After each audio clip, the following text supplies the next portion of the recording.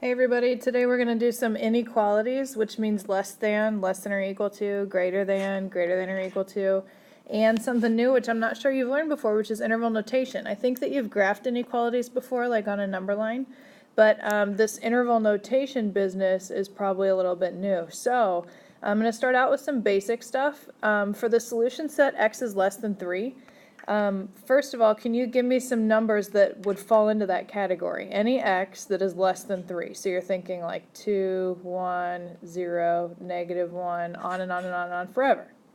Okay, so what that means is when I'm actually going to do the graph first. What we're going to do is draw a number line. And what that's going to look like is like so. And I'm just going to put my number of 3 right in the middle. And for a less than versus a less than or equal to, hopefully you remember from Algebra 1, but do you remember a closed circle and open circle? So this would be an open circle because 3 is not included. So I put an open circle there and I shade to the left because that's where all the numbers that are less than 3 are. So I'm going to throw one little curveball at you, and that now that we are not in Algebra 1 anymore, there's actually a big difference between brackets and parentheses. So for less than, you use a parenthesis, just so that we're consistent. An open circle means parenthesis, and if it is a less than or equal to, that's going to be a bracket, like a closed bracket. And so the way that I actually do this interval notation is that where is my shading on the number line? It goes to the left forever, and so forever in math is actually infinity. And so since it's negative numbers, I'm using negative infinity, and my shading goes all the way up until the number of 3, and it does not include the 3, so that's why I'm using a parenthesis. Okay, so that's what interval notation looks like. This actually means that I can have any number in the entire world all the way up until 3. So all the numbers through negative infinity, all the way to the left on the number line, up until 3. So now the only difference between the x less than 3 and the x less than or equal to 3 is that we have the same exact graph. And I'm just going to put 3 right in the middle, and I'm putting a closed circle here. And I'm still shading to the left, so that's the only difference because it's still less than, it's just less than or equal to. That means that I can include 3. So instead of having a closed circle there, what I want to do is use a bracket, and here's what your bracket is going to look like. And yes, it's a different button on the keyboard, like when you're doing Math Excel and stuff, you got to be careful of the difference between a parenthesis and a bracket. So only difference here in my interval notation is I'm still going left on the number line towards negative infinity, so that's technically where my numbers start, negative infinity, and it goes up until 3, except this time I have a bracket. And that's because 3 is included in this set. So some people might ask, so why don't we stop this number at 2 since 3 is not included? And my answer to that is like 2.5 included in being less than 3? Yeah, 2.5 is included. What about like 2.8? That is also included. What about 2.999999999? That is also included. So that's the way that we write that is we go all the way up to 3, but we do not include 3. And that allows you to use all those decimals and all those fractions that get really, really, really, really close to 3, but don't include 3. And the only difference between the less than and the less than and equal to is in this case the 3 is included. Okay, and so some of you also might be asking, why did I put a parenthesis on the infinity? Is because infinity and negative infinity always get parentheses. Because technically you can't include infinity because it goes forever, so there's no way to stop infinity. And so a parenthesis it means that it's not included. And so that's why just for infinities we will always use parentheses forever. Okay? So let's talk about if x is greater than 3. So it's still a really similar graph, and 3 is going to be right in the middle. And I'm going to use a parenthesis on the 3. But which way am I shading this time? Obviously to the right because it's greater than 3. So how I'm going to do my interval notation here is I'm looking at my graph, and you always read a graph from left to right, which is why in both of the previous two my shading started at negative infinity and it went all the way up until the number of 3.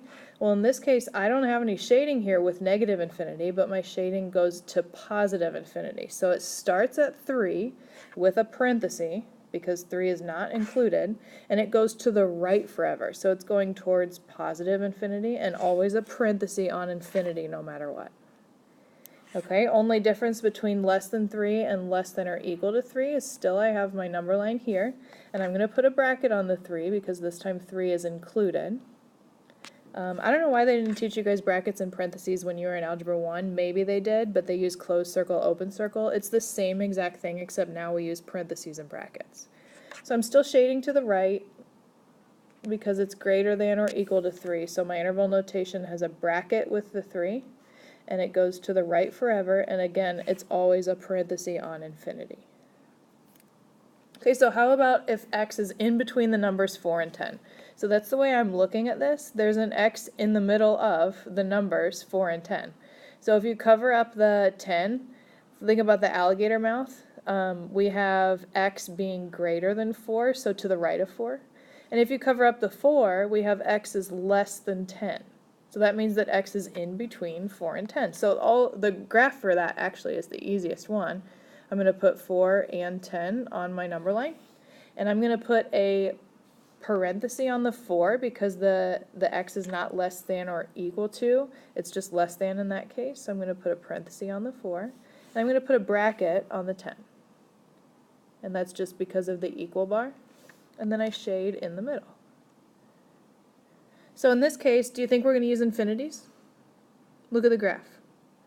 It's not going to the left forever, my shading, and my shading is also not going to the right forever. It's strictly in between -4 and 10, so I do not need infinities for this. But exactly the way my graph is written, I have a parenthesis with 4, and my shading stops at 10 on a bracket. So this is interval notation, you guys, and from now on what we're going to do is solve inequalities like this with all the normal inequality solving tools and stuff that you guys know how to do. Except now we're going to write our answers in a fancier way. We're going to include them in interval notation, and we're going to graph. Okay, so we're just going to do a couple basic problems, and then we're going to do the second page together in class tomorrow. There are a couple things that you need to remember about inequalities, is that when you multiply or divide by a negative number in inequalities, do you remember what you have to do with the sign? You have to flip it. So just beware of that. That's a pretty common mistake or thing to overlook, but you should have learned that in Algebra 1, so remember that. But the examples here, we're just going to pretend like it's a normal equation. Except it's not an equation, it's a greater than or equal to sign, but we're still just going to solve it like normal. So I'm going to start by distributing my minus sign. I get 6x minus x minus 3. And 4x minus 5. I'm just trying to get my x's together on one side and my numbers together on the other. I'm combining like terms. So I have 5x minus 3. Whoops. My sign flipped on accident. 4x minus 5. I'm going to bring my x's over to the left, and I'm going to add my 3 to both sides, and I get x is greater than or equal to -2. So basically I just solved that normal equation. I pretended like this was an equal sign. It's just a greater than or equal to sign. So now what I'm going to do is I'm going to graph that just like we did above. I'm going to put -2 right in the middle. Since it is a greater than or equal to sign, that arrow is pointing to the right. So I'm going to put a bracket on my 2, and I'm going to shade this way. Okay? And so looking at this graph from left to right, my interval notation, this is the graph answer. But I will also ask you for interval notation. And what that is my shading. It does not go to the left forever, so I'm not using negative infinity, but it starts at -2 with a bracket on -2, and it goes to the right forever, and you always use a parenthesis on infinity. So we have two different answers. Here's what the graph looks like, and here's what the interval notation looks like. And in Math Excel, I think the graph part is multiple choice, and the interval notation you have to type yourself. Okay, let's flip over to the second one.